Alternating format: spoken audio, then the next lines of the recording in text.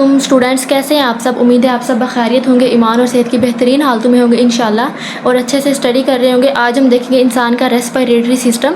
आपको पता है कि इस चैप्टर के अंदर से हमारा जो है 4 शॉर्ट क्वेश्चन आएंगे, यानी 8 नंबर का आपका पेपर इसमें से आएगा और एक आपका MCQ आएगा, तो टोटल 9 नंबर का पेपर आपके सेकंड चैप्टर में से आएगा। तो अगर आप इसको अच्छे से कर लेते हैं, ध्यान से इस चैप्टर को पढ़ेंगे, इसके सारे शॉर्ट क्वेश्चन को अच्छे से करेंगे, तो इंशाल्लाह आपके 9 नंबर का पेपर इसी चैप्टर के अंदर से हल हो जाएगा।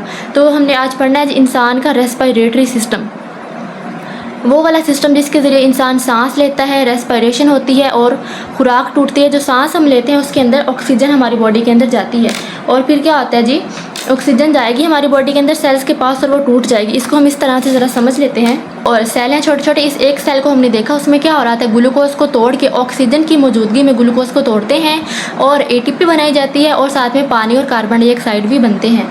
ये जो ऑक्सीजन है ये हमारी बॉडी को चाहिए, सेलुलर रेस्पिरेशन के लिए ऑक्सीजन हमें चाहिए। और ये जो कार्बन डाइऑक्साइड है ये वेस्ट मटेरियल है हमारी बॉडी का, जिसको हमारी बॉडी से बाहर निकाला जाता है। तो सेलुलर रेस्पिरेशन के अंदर इसका क्या लिंक हो रहा था, आपको पता है हमारे जो सेल है उसके अंदर ऑक्सीडेशन रिडक्शन रिएक्शंस हो रहे होते हैं। अब सेल के रिएक्शन क्यों करता है, फॉर एग्जांपल जैसे अभी मैं ये बोर्ड मार्कर को मूव कर रही हूँ, यहाँ पे मैं कुछ लिख रही हूँ, ठीक है, मैं कुछ ड्रा कर रही हूँ यहाँ पे, तो ये कैसे हो रहा है, मेरे मसल्स मूव कर रहे हैं, ठीक है, या मैं आपके साथ बोल रही हूँ, यहाँ पे मेरी एनर्जी इस्तेमाल हो रही है। तो ये एनर्जी बनती है यहाँ पे सेल के अंदर, जो रिएक्शन हो रहा होता है, जो खुराक टूट रही होती है। सेल को अपने डिफरेंट काम्स के लिए एनर्जी चाहिए होती है, मसल्स को हरकत करने के लिए एनर्जी चाहिए। जो भी मैं बोल रही हूँ आप इसको सुन रहे हैं, हमारे जो ब्रेन सेल्स काम कर रहे हैं, ठीक है, ये सारे सेल्स को क्या चाहिए, एनर्जी, जो कि हम इस चैप्टर के अंदर पढ़ेंगे ये कैसे बनती है, ठीक है, ये भी हम देखेंगे। तो आप इसको थोड़ा सा ओवरव्यू लें। सेलुलर, ये हो गई हमारी सेलुलर रेस्पिरेशन। अब हमने यहाँ पे टर्म्स पढ़नी है, सेलुलर रेस्पिरेशन, और हमने यहाँ पे ब्रीदिंग का टॉपिक पढ़ना है, सांस लेने का, तनफ्फुस का अमल। तो जी यहाँ पे वो बता रहे हैं कि यहाँ से आपका जो है नेज़ल कैविटी, यहाँ से सांस अंदर जाएगा, यहाँ से हवा नेज़ल कैविटी नॉस्ट्रिल्स के ज़रिए, नथनों के ज़रिए हवा हमारे नाक में जाती है, वो यहाँ से गुजर के आती है। आपको पता है यहाँ पे 2 रास्ते होते हैं, एक हवा का रास्ता होता है और एक खुराक का रास्ता होता है। फूड पाइप होता है और जो है एयर पैसेज वे होता है यहाँ पे, ठीक है, विंड पाइप होता है। आप अपने गले पे हाथ लगा कर भी महसूस कर सकते हैं, ये जो है स्ट्रेट नहीं होता, यहाँ पे जो है कार्टिलेज के रिंग्स बने हुए होते हैं। तो यहाँ से हवा गुजरेगी, नॉस्ट्रिल से हवा जाएगी, यहाँ से फेरेंक्स से गुजरते हुए यहाँ पे नीचे ग्लोटिस एपिग्लोटिस, वो खुराक के रास्ते को बंद कर देंगे और हवा यहाँ पे आ जाएगी हवा की नाली के अंदर, जो कि है हमारा लेरेंक्स, और उसके नीचे है ट्रेकिया। ट्रेकिया फिर आगे जाके क्या होता है, 2 हिस्सों में डिवाइड हो जाता है हमारे दोनों लंग्स के अंदर, ठीक है। यहाँ पे आके ट्रेकिया जो है ब्रोंकाई और ब्रोंक्यूल्स में तब्दील हो जाता है। आप पिछले चैप्टर में पढ़ के, बल्कि इस चैप्टर के अंदर आप पढ़ेंगे नेक्स्ट लेक्चर्स के अंदर। तो यहाँ पे क्या होगा, ये टूट जाता है छोटी छोटी नालियों के अंदर। अब ये जो छोटी छोटी नालियाँ हैं, बहुत बारीक बारीक नालियाँ, ये आगे जाके छोटी छोटी हवा की थैलियाँ बनाते हैं। इस तरह की हवा की थैलियाँ बन जाएंगी। किस तरह की थैलियाँ बनते हैं जी हवा की, हम इस टॉपिक को शुरू करने से पहले इसके कॉन्सेप्ट्स को देखेंगे, फिर हम आगे स्टार्ट करेंगे। इस तरह की होती हैं हवा की थैलियाँ, एल्वुलाई। अब क्या होता है जी, बाहर से क्या आता है, बाहर से आती है हमारे पास ऑक्सीजन। जब हम सांस लेते हैं, जैसे अब सांस लेते हैं, हम सांस को बॉडी के अंदर लेके जाते हैं, तो क्या होता है, ऑक्सीजन आती है हवा के अंदर से और ये हमारे एल्वुलाई के अंदर चली जाती है। अब उस एल्वुलाई के ऊपर है जी खून की नालियाँ, ठीक है, कैपिलरीज का जाल बिछा हुआ आता है हमारी एल्वुलाई के अंदर। और ये जो हमारी कैपिलरीज हैं ये कैसी होती हैं, हमारी कैपिलरीज जो हैं ये बहुत ही बारीक नालियाँ होती हैं। इनके ऊपर जो है सिर्फ एक एंडोथीलियम की लेयर होती है यहाँ पे, ठीक है, सिर्फ एक लेयर होती है एंडोथीलियम की, और ये बहुत ही बारीक होती हैं। गैसेस के एक्सचेंज के लिए, किसी भी चीज़ के एक्सचेंज करना इनके अंदर ईजी होता है। आप जो है नेक्स्ट चैप्टर के अंदर पढ़ेंगे भी, 3rd चैप्टर के अंदर, कि नालियों की कितनी इकसाम होती हैं, ठीक है। अब जो है हवा जो आई बाहर से, उसके अंदर था ऑक्सीजन, और ये जो ऊपर जाल है कैपिलरीज का, इसके अंदर है हमारा खून। अब आपने ये तो देखा कि सेल के अंदर ग्लूकोज टूटा ऑक्सीजन की मौजूदगी में और ये चीज़ें हमारे पास बन गई। अब ये ग्लूकोज ऑक्सीजन हमारे ब्लड के अंदर आया कैसे, सेल के अंदर आया कैसे वो, ठीक है। सेल के अंदर इस तरह आया कि आपको पता है कि हर सेल को जो है, हर सेल के पास कैपिलरीज आ रही होती है खून को लेकर, ठीक है। ये हमारी कैपिलरी आ रही है, इसके अंदर हमारा खून है और खून के अंदर होता है, आपको पता है हीमोग्लोबिन होती है जिसके ऊपर ऑक्सीजन अटैच होती है, और साथ में खून के अंदर हमारे ग्लूकोज भी है और दूसरे सारे मालिक्यूल्स भी हैं जो कि डाइजेस्टिव सिस्टम के ज़रिए यहाँ से एब्जॉर्ब हुए थे इंटेस्टाइन के अंदर। अब ये ब्लड आ रहा है, ठीक है, ब्लड है, यहाँ पे इसके अंदर ग्लूकोज भी है और ऑक्सीजन भी है। ग्लूकोज तो आ गया खाने की वजह से हमारे ब्लड के अंदर, और वो आ गया सेल के अंदर, और सेल के अंदर आके वो टूट गया और ATP बन गई और सारा कुछ बना, ठीक है। अब ये जो ऑक्सीजन था ये ब्लड के अंदर कैसे आया, ये हमने इस चैप्टर के अंदर देखना है कि ऑक्सीजन हमारे ब्लड के अंदर कैसे पहुँचा। तो उसको हम यहाँ से देखते हैं, बाहर से जो हवा आती है कैपिलरी इसके अंदर, एल्वियोलाई के अंदर, हवा के नालियों के अंदर, यहाँ उसके अंदर होती है ऑक्सीजन। तो ऑक्सीजन आ गई यहाँ पे हमारे लंग्स के अंदर, एल्वियोलाई के अंदर, ठीक है। अब क्या होगा, ये ऊपर कैपिलरीज का जाल बिछा हुआ है। अब ये कैपिलरीज क्या करेंगी, एक्सचेंज करेंगी गैसेस का, ठीक है। यहाँ पे हम कैपिलरी एक ड्रा करते हैं ऐसे। यहाँ से जो ऑक्सीजन थी एल्वियोलाई के अंदर, ये कैपिलरी इसके ऊपर है, मैंने इसको यहाँ पे नीचे बनाया हुआ है, ठीक है, ओपन करके, ताकि आपको समझ आ सके। ये जो एल्वियोलाई के अंदर ऑक्सीजन थी, ये ऑक्सीजन चली जाएगी हमारी, ऑक्सीजन किसके अंदर चली जाएगी, कैपिलरी के अंदर, ब्लड कैपिलरी के अंदर हमारी ऑक्सीजन चली जाएगी। और जो हमारा ब्लड था उसके अंदर क्या होगा, यहाँ पे कार्बन डाइऑक्साइड होगी, जो यहाँ पे कार्बन डाइऑक्साइड बनी थी वो चली जाएगी दोबारा से एल्वियोलाई के अंदर, ठीक है। अब ये कार्बन डाइऑक्साइड कहाँ से आई थी, ये इस रिएक्शन से आई थी। ये जो हमने रिएक्शन देखा सेल के अंदर, ग्लूकोज टूटा, ATP बनी, साथ में पानी बना, साथ में कार्बन डाइऑक्साइड बना। तो ये वाला कार्बन डाइऑक्साइड कहाँ चला जाता है, ब्लड के अंदर, ठीक है। तो ये ब्लड के अंदर से अब कहाँ जा रहा है, ब्लड के अंदर से ये जा रहा है एल्वियोलाई के अंदर। एल्वियोलाई की जब हम सांस को बाहर निकालेंगे तो ये क्या होगा, यहाँ से कार्बन डाइऑक्साइड हमारे सांस से बाहर निकल जाएगी, और जो ऑक्सीजन था, जो हमने सांस अंदर लिया था, उसके अंदर जो ऑक्सीजन था अब वो हमारे ब्लड के अंदर चला जाएगा, ठीक है। यहाँ पे हम गैसेस का एक्सचेंज हो जाता है। तो यही हमने इस चैप्टर के अंदर पढ़ना है, गैसेस का एक्सचेंज, ठीक है। अब यहाँ पे जो कॉन्सेप्ट्स हैं, 2-3 मैं आपको बेसिक कॉन्सेप्ट्स बताती हूँ, इसके बाद आपको इंपॉर्टेंट शॉर्ट क्वेश्चंस बताती हूँ जो कि इस चैप्टर के हवाले से इम्पोर्टेंट हैं। स्टूडेंट्स, हमारे पास जो बेसिक कॉन्सेप्ट्स हैं इस चैप्टर के, वो अभी तक है हमारा तनफ्फुस और हमारा सेलुलर रेस्पिरेशन। तनफ्फुस कहते हैं सांस लेने को, और सेलुलर रेस्पिरेशन कहते हैं खुराक के टूटने के अमल को, जो कि सेल के अंदर होता है। लेकिन पहले तनफ्फुस का अमल आएगा, उसके बाद आएगा सेलुलर रेस्पिरेशन। कैसे, इसको हम ज़रा देखते हैं। यहाँ पे देखिए एक ह्यूमन बीइंग है अगर, ठीक है, फ़र्ज़ करें, तो ये उसका हवा का उसके बॉडी के अंदर जाना, और यहाँ से उसके बॉडी के अंदर से हवा का बाहर आना, ये तो हो जाएगा तनफ्फुस, सांस लेना जिसे हम कहते हैं। ये हो जाएगा हमारा सिंपल सा तनफ्फुस। हमें पता है कि जो है हवा का हमारी बॉडी के अंदर जाना और बाहर आना, इसे तनफ्फुस कहते हैं। जो हवा हम बॉडी के अंदर लेके जाते हैं उसमें हम ऑक्सीजन को अपने पास रख लेते हैं, ठीक है। और जब हम हवा को बाहर निकालते हैं बॉडी से, तो ये कार्बन डाइऑक्साइड को हम बाहर निकाल देते हैं। ये कार्बन डाइऑक्साइड कहाँ से आई थी, वो जो आप पहले पढ़ के आए कि सेल के अंदर सेलुलर रेस्पिरेशन हुई थी, और वहाँ पे ऑक्सीजन और ग्लूकोज ने मिले थे, और वो क्या बनाया था, उन्होंने कार्बन डाइऑक्साइड बनाई थी और पानी बनाया था और ATP बनाई थी। ये भी हम पीछे पढ़ के आए हैं, ठीक है। तो ये कार्बन डाइऑक्साइड हम जिस्म से बाहर निकालते हैं। ये जहाँ से जाती है हवा की नाली के अंदर, यहाँ पे आपको पता है कि हमारे जो हैं लंग्स हैं 2, ठीक है। तो यहाँ से जब हवा अंदर जाएगी तो हमारे लंग्स के पास पहुँचेगी ऑक्सीजन, यहाँ पे जाएगी। यहाँ पे एल्वियोलाई है, आपको पता है, पीछे हम पढ़ के आए हैं कि यहाँ पे एल्वियोलाई बने हुए हैं, ठीक है। अब यहाँ से क्या होगा, गैसेस का एक्सचेंज होगा। हमारे पास जो ऑक्सीजन आई है बाहर से, जो ऑक्सीजन आई है उसको हमारे लंग्स ले लेंगे, ठीक है। और जो कार्बन डाइऑक्साइड थी हमारे ब्लड के अंदर, ये जो इसके ऊपर कैपिलरीज चढ़ी थी, कैपिलरीज का जाल था, यहाँ से जो कार्बन डाइऑक्साइड है वो दोबारा से लंग्स के अंदर आएगी, और इसको फिर बाहर इधर लेके जाएंगे, और इसको कार्बन डाइऑक्साइड को हमारी बॉडी से बाहर निकाल देंगे। तो इस तरह यहाँ पे गैसेस का एक्सचेंज होगा, गैसेस का तबादला। यहाँ से तनफ्फुस, सांस लेना, सांस हवा का अंदर आना और बाहर जाना, तनफ्फुस। यहाँ पे गैसों का तबादला हो गया। एक और कॉन्सेप्ट आ गया, गैसों का तबादला। अब एक और कॉन्सेप्ट है जी, सेलुलर रेस्पिरेशन, बहुत इंपॉर्टेंट कॉन्सेप्ट है। अब आपने यहाँ तक देख लिया, ऑक्सीजन आ गई और कार्बन डाइऑक्साइड चली गई। ये कार्बन डाइऑक्साइड आई कहाँ से, इसको हम देखते हैं। डाइऑक्साइड कहाँ से आई थी, वो जो हमने, हमारा एक सेल था जिसके अंदर ऑक्सीजन की मौजूदगी में ग्लूकोज टूटा था, और उसने क्या बना दिया था, ATP, और साथ में उसने बनाया था कार्बन डाइऑक्साइड, और साथ उसने बना दिया था पानी। तो ये वाला जो कार्बन डाइऑक्साइड सेल के अंदर बना था, इसको हमने सेल से बाहर निकाला था। उम्मीद है यहाँ तक आपका कॉन्सेप्ट क्लियर हो चुका होगा। अब हम इसको बुक के ऊपर से पढ़ते हैं, इसके शॉर्ट क्वेश्चंस को देखते हैं, तो आपका कॉन्सेप्ट और क्लियर हो जाएगा। यहाँ से देखें, देखें, जानदार सेलुलर रेस्पिरेशन के ज़रिए तवानाई हासिल करते हैं। सेलुलर रेस्पिरेशन, ये जो आपको दिखाया गया है, ये सारा का सारा प्रोसेस क्या है जी, सेलुलर रेस्पिरेशन है। इसके ज़रिए तवानाई हासिल करते हैं, यानी कि ATP हासिल करते हैं। ये वो अमल है जिसमें सेल्स खुराक यानी ग्लूकोज की ऑक्सीडेशन करते हैं और तवानाई हासिल करते हैं।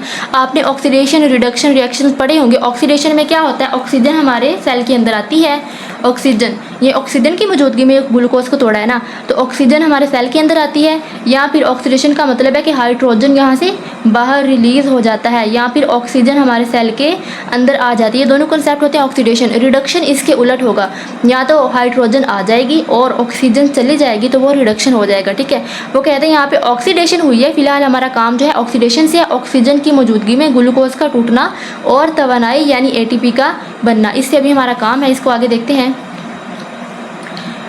ये वो अमल है जिसमें सेल्स खुराक यानी ग्लूकोज की ऑक्सीडेशन करते हैं और तवानाई हासिल करते हैं। इस मकसद के लिए जानदारों को ऑक्सीजन अपने सेल्स तक पहुंचाने और सेल्स से कार्बन डाइऑक्साइड को निकालने की ज़रूरत होती है।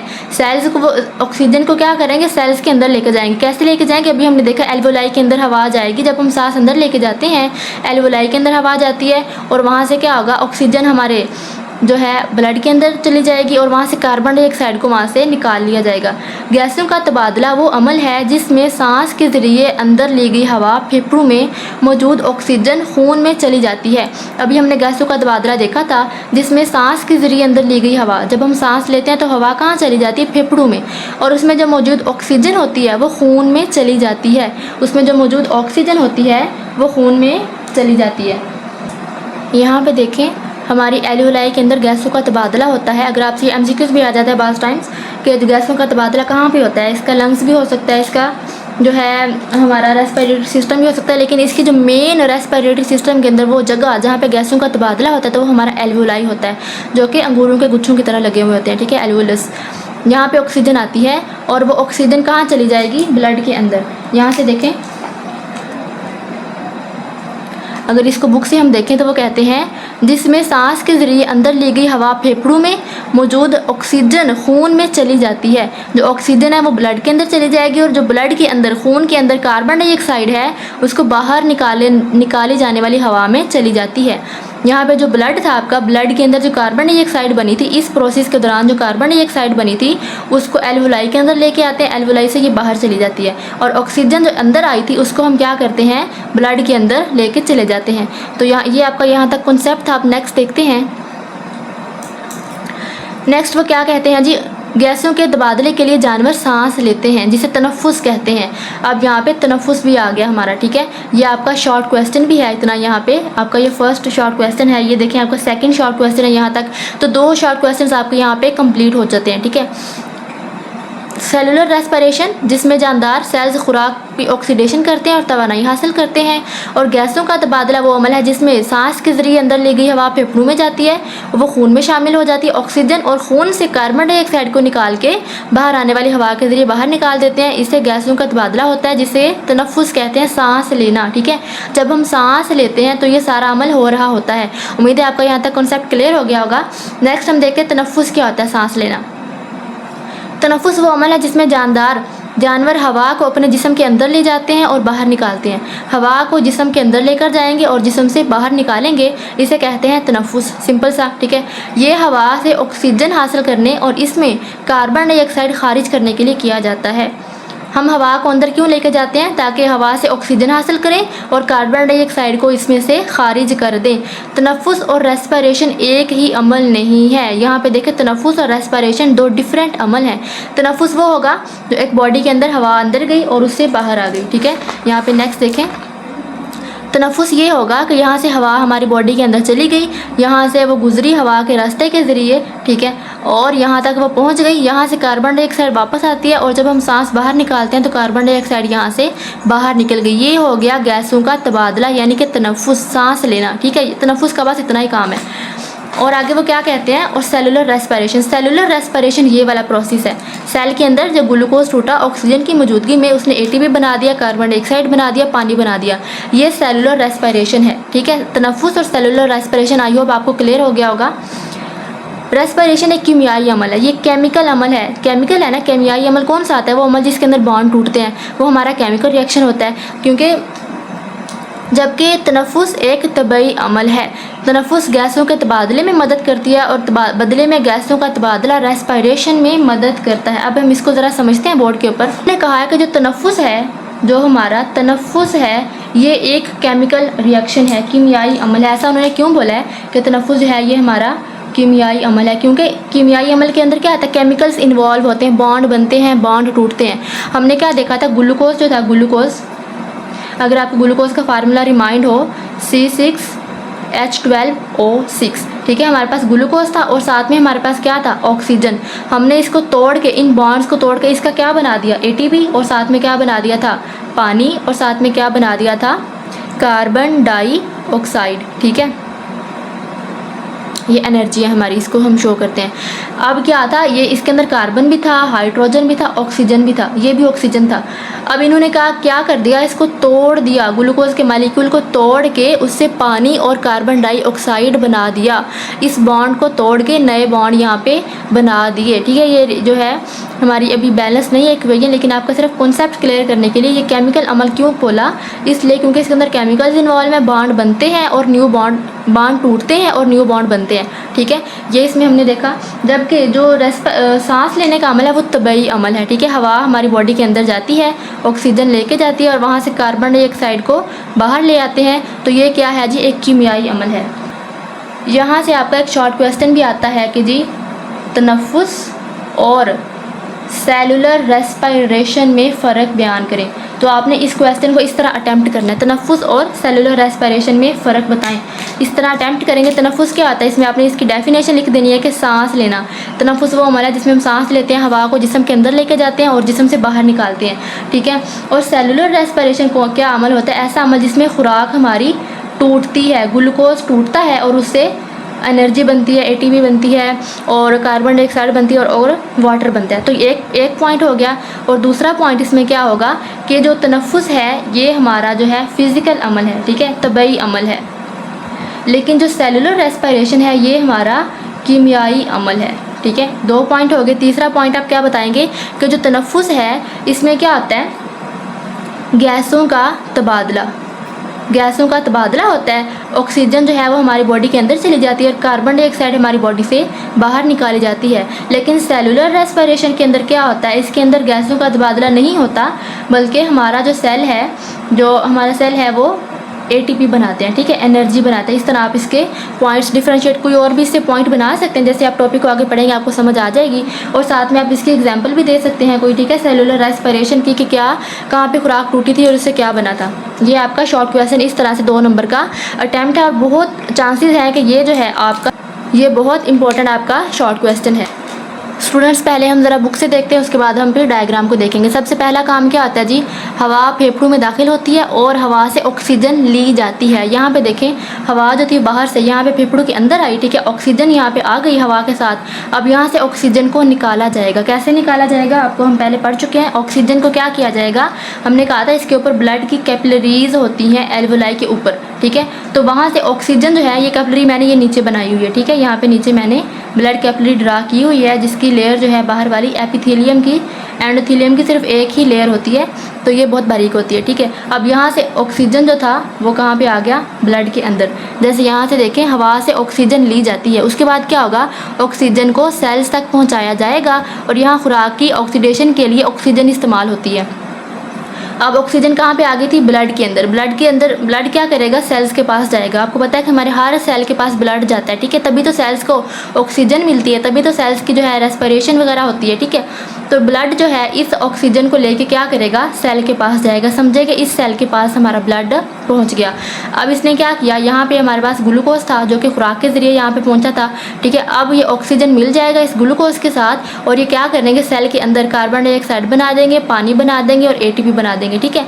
सेल्स जो ATP को तो वो अपनी एनर्जी के लिए इस्तेमाल कर लेगा, ठीक है। वाटर भी उसके अंदर इस्तेमाल होगा, क्योंकि हमारी बॉडी का जो है हर सेल जो है, क्योंकि हमारी बॉडी का जो हर सेल है ऑलमोस्ट वो, क्योंकि हमारी बॉडी के हर सेल के अंदर बहुत ज़्यादा पानी भी मौजूद होता है, जो कि उसके रिएक्शंस के लिए चाहिए, ठीक है। लिक्विड फॉर्म में ही लिक्विड होगा वहाँ पे, तो पानी होगा, क्योंकि क्योंकि हमारी बॉडी के हर सेल के पास वाटर जो है वो बहुत मिकदार के अंदर होता है, बहुत ज़्यादा मिकदार में, तभी वहाँ पे सारे रिएक्शंस होते हैं। अगर ड्राइनेस हो जाए तो रिएक्शन कोई भी हमारी बॉडी का ना हो सके, ठीक है। तो यहाँ पे क्या बना, पानी बना, ATP और साथ में कार्बन डाइऑक्साइड। वो जो ऑक्सीजन आई थी वो यहाँ से ब्लड के ज़रिए चली गई हमारे सेल के पास। ये हमारा सेल है सारा, ठीक है, इस सेल के अंदर ये प्रोसेस हो रहा है। अब यहाँ से क्या होगा, यहाँ से देखें, कार्बन डाइऑक्साइड, सेलुलर रेस्पिरेशन हो गई, ठीक है, खुराक टूट गई और कार्बन डाइऑक्साइड पैदा हो गई। ये अब हमारे पास कार्बन डाइऑक्साइड बन चुकी है, ये सेलुलर रेस्पिरेशन का प्रोसेस हुआ, ठीक है। अब क्या होगा, कार्बन डाइऑक्साइड को फेफड़ों तक ले जाया जाता है। उस कार्बन डाइऑक्साइड को अब कहाँ लेकर जाया जाएगा, फेफड़ों तक। ये कार्बन डाइऑक्साइड दोबारा से हमारे ब्लड के अंदर शामिल हो जाए, क्योंकि ये सेल जो है, ये कैपिलरी जो है, ये हर सेल के पास जाएगी, वहाँ से क्या ले लेगी, कार्बन डाइऑक्साइड को वापस ले लेगी। कार्बन डाइऑक्साइड को हम ब्लू कलर से शो करेंगे क्योंकि ये डीऑक्सीजनेटेड है कार्बन डाइऑक्साइड, ठीक है। ये कार्बन डाइऑक्साइड अब यहाँ से वापस आ गई सेल के अंदर और यहाँ से ब्लड के अंदर। यहाँ से ब्लड से वो दोबारा, ये कैपिलरी जो है, इसके ऊपर कैपिलरीज चढ़ी हुई हैं, ठीक है। अब यहाँ से ये जाएगी एल्वोलाई के अंदर और एल्वोलाई से इसको हमारे रेस्पिरेटरी सिस्टम के ज़रिए जिस्म से बाहर निकाल दिया जाएगा। आई होप आपको ये समझ आ चुका होगा। हम इसका एक दफ़ा ओवरव्यू लेते हैं। यहाँ से ऑक्सीजन आई एल्वोलाई के अंदर, ठीक है। यहाँ से ऑक्सीजन ने क्या किया, ऑक्सीजन हमारी इसके ऊपर कैपिलरीज हैं, कैपिलरीज का गुच्छा है। तो यहाँ पे क्या हुआ, ऑक्सीजन जो थी वो कैपिलरी मैंने यहाँ ड्रा की हुई है। ऑक्सीजन हमारे हवा के अंदर से ब्लड की कैपिलरी के अंदर चली गई। यहाँ से ऑक्सीजन हमारे सेल के पास गई। सेल में उसने ऑक्सीजन ने ग्लूकोज के साथ मिला, ग्लूकोज को तोड़ा उसने और हमें प्रोडक्ट्स में क्या दिया, ATP, पानी और कार्बन डाइऑक्साइड दिया। अब ये कार्बन डाइऑक्साइड हमारे लिए बहुत टॉक्सिक है, हमारे सेल्स को इसको जल्दी से रिमूव कर देना चाहिए। तो ये क्या होगा, ऑक्सीजन जो है ये दोबारा से क्या होगा, ब्लड के अंदर आएगी, ब्लड कैपिलरीज के अंदर, जो ब्लड कैपिलरीज जो कि एल्वोलाई के ऊपर है। अब ये ब्लड कैपिलरी क्या करेगी, कार्बन डाइऑक्साइड को एल्वोलाई के अंदर खारिज कर देगी और एल्वोलाई इसको हमारे जिस्म से लेके बाहर चली जाएगी। तो ये हमारा साइकिल ऐसे ही चलता रहता है, ये प्रोसेस हमारा कंप्लीट हो जाता है। यहाँ से हम कहाँ पहुँच चुके थे, यहाँ पे हवा में कार्बन डाइऑक्साइड खारिज की जाती है और वो क्या होती है, हवा फेफड़ों से बाहर निकल जाती है। तो ये हमारा तनफ़ुस का अमल चलता रहता है। यहाँ पे जब कार्बन डाइऑक्साइड पैदा होती है तो साथ में हमारा वाटर भी पैदा होता है और साथ में हमारी ATP भी पैदा होती है, ठीक है। आई होप आपको ये जो है समझ आ चुका होगा। ये आज का टॉपिक, इसमें हमने क्या देखा, सेलुलर रेस्पिरेशन देखा, सेलुलर रेस्पिरेशन देखा, गैसों का तबादला देखा और तनफ़ुस देखा, सांस लेने का अमल। तो ये तीनों डिफरेंट टॉपिक्स हैं। उम्मीद है आपको अच्छी समझ आ चुकी होगी। नेक्स्ट लेक्चर के अंदर हम इंसान का रेस्पिरेटरी सिस्टम पढ़ेंगे डिटेल के अंदर। जो नेक्स्ट हमने यहाँ पे डायग्राम देखी थी इसी को हम डिटेल के अंदर देखेंगे और हम अपना टॉपिक कवर करेंगे। आई होप आपको अच्छे से समझ आ चुकी होगी। अगर आपको उसमें कोई भी फ़ायदा हुआ, वीडियो पसंद आई हो तो चैनल को लाजमी सब्सक्राइब कर लीजिएगा और वीडियो को लाजमी लाइक कीजिएगा। मिलते हैं नेक्स्ट वीडियो के अंदर। अपना बहुत सारा ख्याल रखिएगा, अच्छे से बायोलॉजी पढ़िएगा। अल्लाह हाफिज़।